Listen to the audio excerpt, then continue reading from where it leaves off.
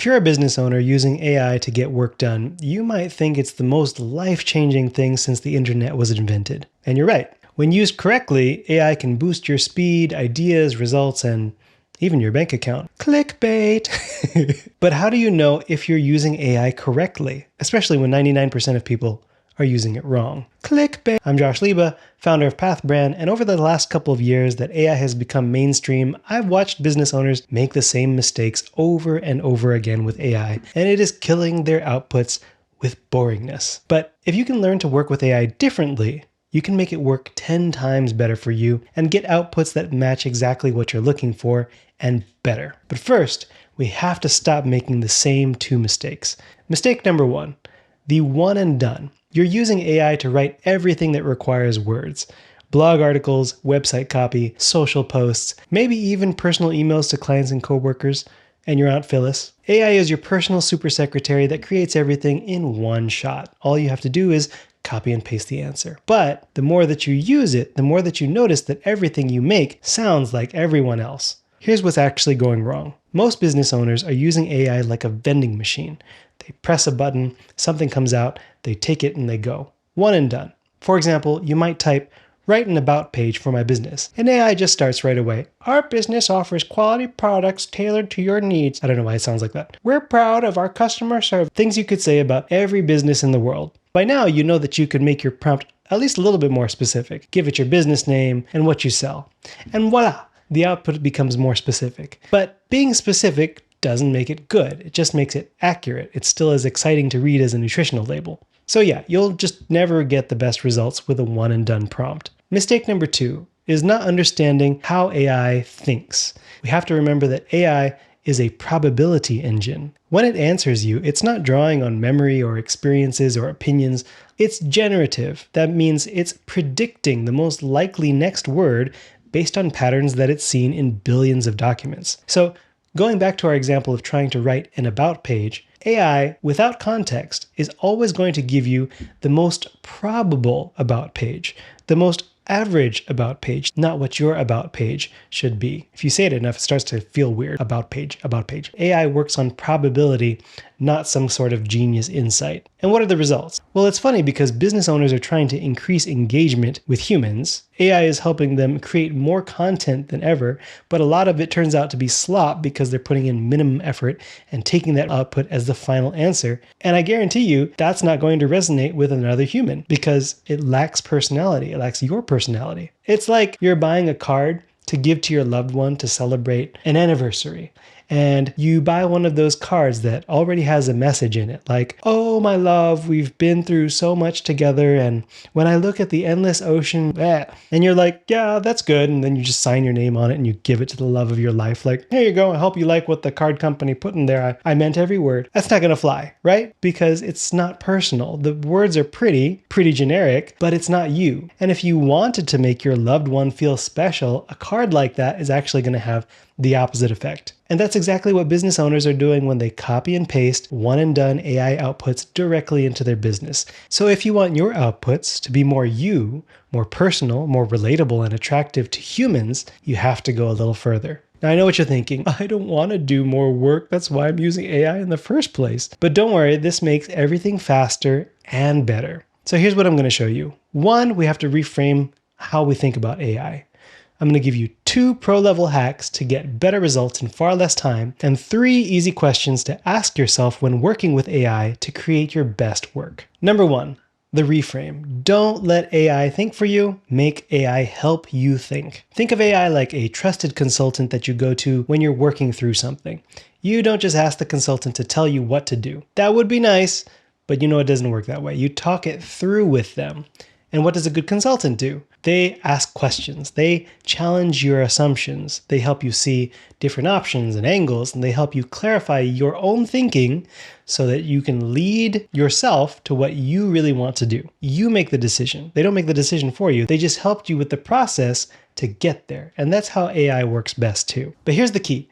AI by default will not act as an experienced consultant unless you tell it to act that way and give it guidelines. Now remember, most people are just asking AI to straight up just give them answers. Write me this, give me 10 ideas, tell my wife I love her. But the right way to use AI is to get it to ask you questions to help you refine your thinking and decisions, not to think and decide for you. First, the basics. Before you ask AI to create anything, you have to set the stage and give it context. Always ask for a specialist and get this specialist to ask you questions. So instead of, can you write a new email for my newsletter, you need to prompt in a specialist and say how they should work with you. You're a strategic marketing consultant helping me write an email to my list. Before you draft anything, ask me clarifying questions about my audience, my goals for this email, the tone that I want to strike, what action I want them to take. Then make recommendations. But there are a couple hacks to supercharge it, and I haven't heard people talk about these yet, so stay with me. Hack number 1 is the multiple choice method. Now you're going to love this, especially if you're short on time or you're not the best writer. You can tell AI to not just ask you questions for context, but also to suggest probable answers as multiple choice options. For example, you're a strategic marketing consultant helping me with this email. Before drafting anything, ask me 5 to 7 clarifying questions about my audience, goals, and desired tone. For each question, also provide probable answers or angles as 3 multiple choice options, lettered A through C, based on what's most common or effective in this situation. AI is going to return an output like question 1, who's your primary audience? A, new entrepreneurs. B, established business owners of 5 years. C, corporate professionals. Question 2, A, B, C, and so on. So instead of spending 20 minutes trying to explain to AI your audience, your brand voice in paragraphs, you just type 1B, 2A, 3C, and just like that, AI has detailed personalized context in seconds. And here's what I love most about this method. Sometimes AI will suggest angles or approaches that you haven't even considered. You might read option C and think, wait, that's actually what I want. Or you could answer, for question 2, I choose B and C. You can combine answers. And we're still hitting the goal of AI helping you clarify your own thinking, not replacing it. Hack number 2, the multi-persona review. Now this one is incredibly powerful for getting feedback on work that you've already created or work in progress. And I want to give credit to my colleague Mauricio Mendoza for turning me on to this idea. You can check him out and his agency in the comments below. You see, most people talk with AI like a one-on-one conversation, but you can actually make your chat into a meeting with a whole team. Here's how it works. You give AI the thing you want reviewed. Attach your design or paste in the copy, whatever you're working on. Then you create 3 to 5 expert personas that represent different perspectives. You can even give them names, give them actual roles. For example, you can prompt, please create and remember these 4 specialist personas and their goals to help me refine this copy.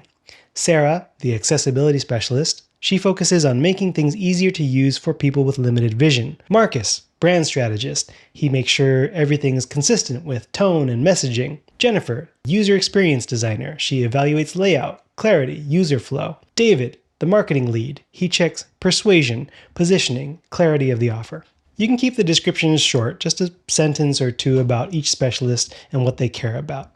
Then you prompt, have these personas discuss the attached work, have them debate what works well, find any gaps, discuss potential improvements, and after their consideration, give me a consolidated list of insights and action items. And what happens next is fascinating. You get to watch your specialists debate each other. Sarah might say, this color contrast doesn't meet accessibility standards. Marcus can push back with, oh, but that blue is our brand color, we can't just change it. And then Jennifer says, what if we use the blue as an accent but increase the contrast on the body text? David says, as long as the call to action stands out, I'm happy. And then you watch them work it out. And at the end, you get a consolidated list of observations and reasoning and recommendations that you might not have thought of on your own. And you can use that to fine-tune your work. You're still making the final call, but now you're making it with way more insight than you had before. Lastly, before you use AI for anything in your business, I believe you need to run it through these 3 questions. This is your filter to make sure that you're using AI's best strengths and combining them with your best strengths as a human. Question 1.